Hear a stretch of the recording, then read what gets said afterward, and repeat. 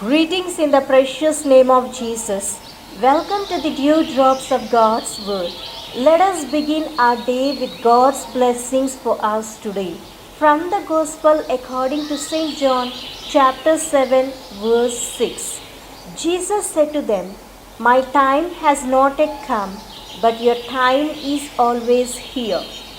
God has a plan for every moment in the life of Christ determined from eternity.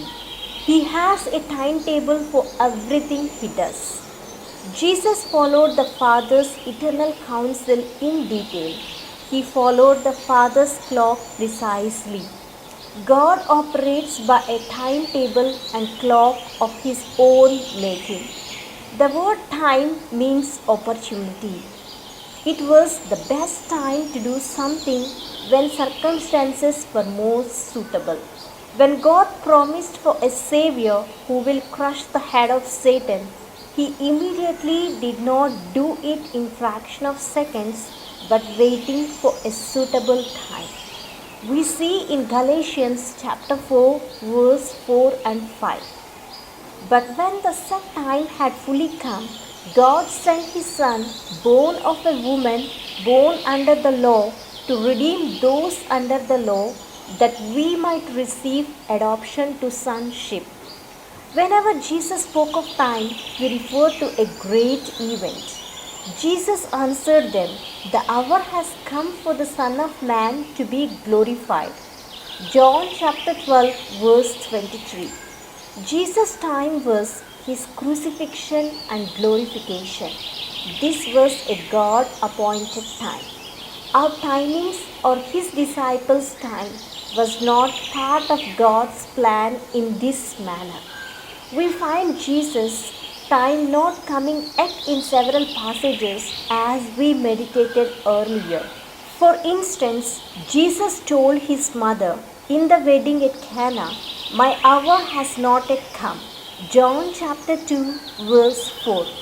Later, Jesus would pray in the upper room during the Last Supper along with his disciples that the time had indeed come.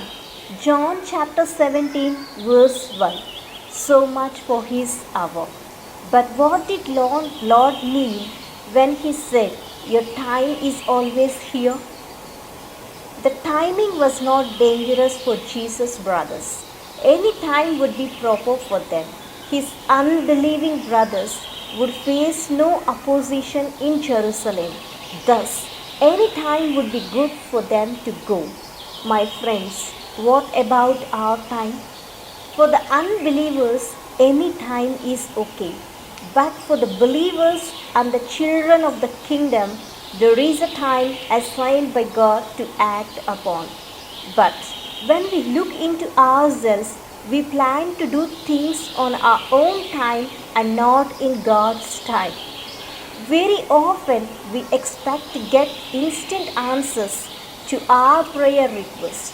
In a way, we force God for answers. We are not only blind to understand what we are seeking in our prayers, we are also unwilling to obey God's timing. Christ always set up a meeting with his Father all alone before he did anything. The most important thing we must notice is that Jesus always surrendered to his heavenly Father and sought his will to be done. But this is not the case with us. Some of us don't even spend few moments with Jesus before we do something. But we have no hesitation to seek immediate response from him and miracles to be performed by him. It is a tragedy.